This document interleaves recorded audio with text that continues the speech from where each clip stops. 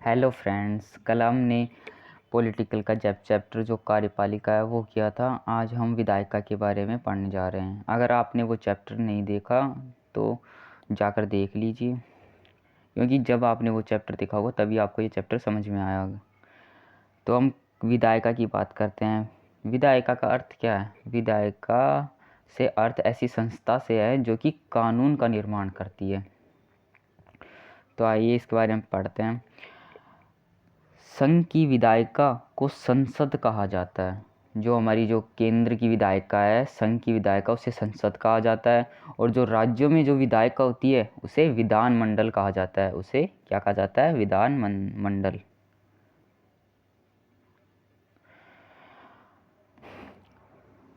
यह राष्ट्रपति और दो सदन, जो राज्य परिषद और राज्यसभा, जो जनता का सदन है।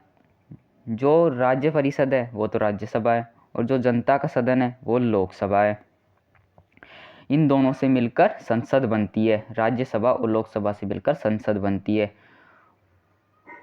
और इसमें राष्ट्रपति भी होता है। इन तीनों से मिलकर संसद बनती है। और अगर आपको मैं जानकारी दूं तो इनका अध्यक्ष जो होता है वो उपराष्ट्रपति होता है।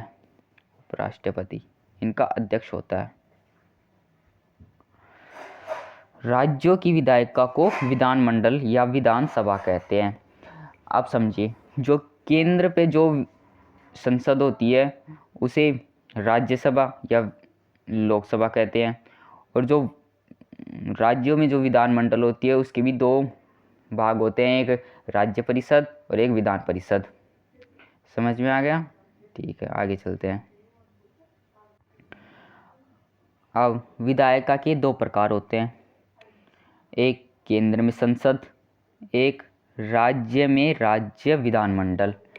अभी मैंने बताया विधायिका के दो प्रकार होते हैं। एक तो केंद्र में जो संसद है, संसद के भी दो प्रकार होते हैं, लोकसभा राज्यसभा। और जो नीचे स्तर पर होती है वो राज्य में राज्य विधानमंडल होते हैं। अब भारतीय संसद के दो भाग हैं। भारतीय संसद के भी दो भाग हैं। अब हम देखते हैं लोकसभा और राज्यसभा में क्या अंतर है। जो लोकसभा के सदस्य होते हैं वो आम जनता द्वारा वयस्क मतदान की प्रक्रिया से चुने जाते हैं, और जो राज्यसभा के सदस्य हैं वो राज्य विधानसभा के निर्वाचित सदस्यों द्वारा चुने जाते हैं। अब देखिए, जो लोकसभा है उसके जो सदस्य वो प्रत्यक्ष चुनाव द्वारा चुने जाते हैं, और जो राज्यसभा के सदस्य वो अप्रत्यक्ष द्वारा चुने जाते हैं। लोकसभा का कार्यकाल 5 वर्षों के लिए होता है। जो लोकसभा का कार्यकाल होता है वो 5 वर्ष के लिए होता है, और जो राज्यसभा का कार्यकाल होता है वो 6 वर्ष के लिए होता है।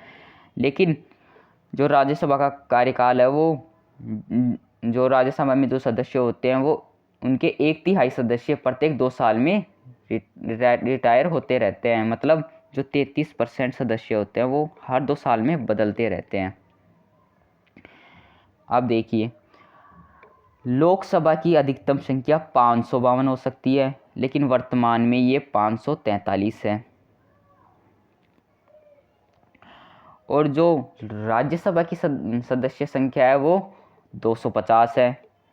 इनमें से दो दो इनमें से 238 तो राज्य और जो हमारे केंद्र शासित प्रदेश है उनसे चुने जाते हैं, और जो बाकी 12 बचे वो किसी भी क्षेत्र से हों, चाहे साहित्य क्षेत्र से हो, विज्ञान से हो, कला से हो। आपने देखा होगा जो अमिताभ बच्चन है, जया बच्चन है, रेखा, इनको बिना चुनाव के चुना गया है, तो इन्हें राष्ट्रपति ने चुना है।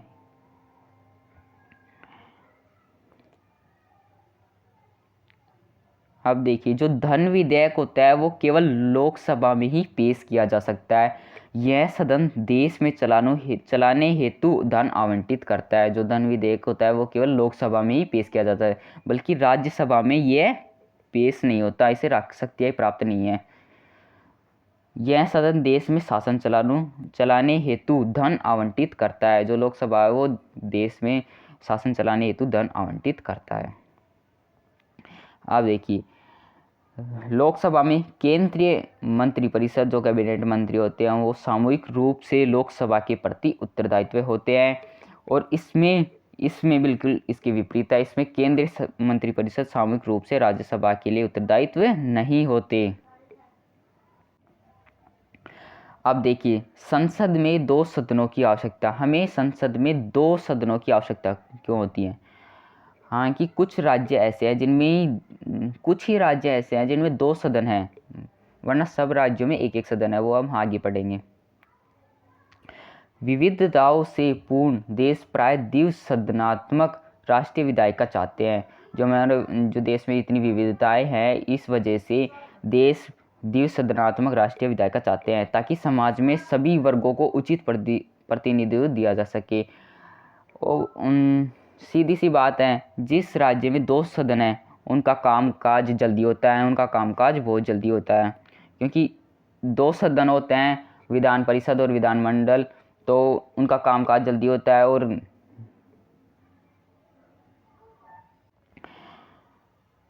इसका एक अन्य लाभ भी है कि एक सदन द्वारा लिए गए निर्णय पर दोबारा पुनर्विचार हो सकता है। दोनों सदनों में से अगर एक सदन में निर्णय हो गया तो उसे जांच पड़ताल के लिए दूसरे सदन में भेजा जा सकता है। मतलब एक सदन में अगर निर्णय हो गया तो उसे दूसरे सदन में भेजा सकता है कि इस पर पुनर्विचार कीजिए। अगर उस सदन से भी अगर वो सही निकलता है तो फिर उसे आगे विधायक के पास भेजा जाता है। प्रत्येक विधेयक और नीति पर 2 बार विचार होता है। यही फायदा है जिस राज्य में पॉपुलेशन ज़्यादा होती है उसमें 2 सदन बना दिए जाते हैं कि उसमें जल्दी काम हो सके। वरना अगर एक सदन बनाते तो हमारा जो उत्तर प्रदेश है सबसे पॉपुलेशन वाला राज्य और जो सिक्किम है सबसे कम पॉपुलेशन वाला राज्य, दोनों में बराबर समान हो जाते, तो इस वजह से द्विसदनात्मक बनाया गया। एक सदन कोई भी निर्णय जल्दबाजी में थोप नहीं पाता। अब देखते हैं संसद के मुख्य कार्य क्या क्या होते हैं।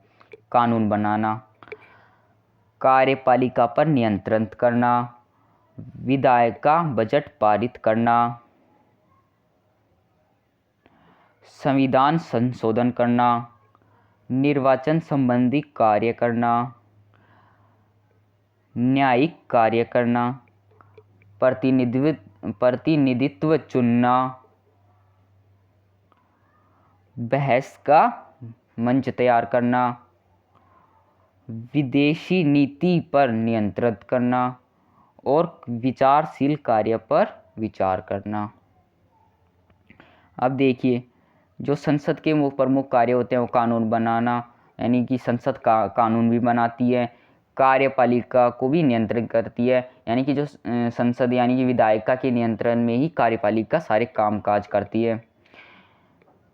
जब विधायिका कानून बनाती है तो कार्यपालिका उसे लागू करती है, और जो विधायिका ये भी देखती है कि कार्यपालिका अपने काम को सही ढंग से कर रही है या नहीं कर रही है।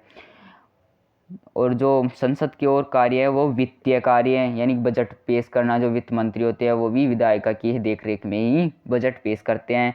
संविधान संशोधन करना, संविधान में कोई भी संशोधन करना हो तो वो भी संसद ही करता है। निर्वाचन संबंधी कार्य करना, निर्वाचन का मतलब जो क्षेत्रों में निर्वाचन होते हैं वो भी संसद ही करता है। न्यायिक कार्य करना, न्याय का जो कार्य होता है वो भी संसद ही करता है। प्रतिनिधित्व जो चुनता है वो भी संसद के द्वारा चुना जाता है। बहस का मंच, जो बहस होती है, जो चर्चाएं होती है, जो वार्तालाप होते हैं वो भी संसद में ही होते हैं। विदेशी नीति पर नियंत्रित करना, विदेश की जो हमारी नीति है उस पर नियंत्रण भी संसद ही करता है। विचारशील कार्य करना, जो विचारशील कार्य होते हैं वो भी संसद ही करता है। सो गाइज, ये पार्ट पूरा होता है यहाँ पर, इसका नेक्स्ट पार्ट आएगा। सो आज के लिए इतना ही। Thank you guy.